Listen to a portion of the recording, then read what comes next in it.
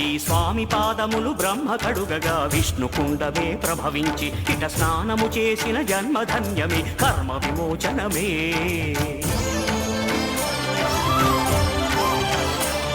ఇట విశ్వవైద్యుడై స్వామియ చేయును రోగ నివారణమే.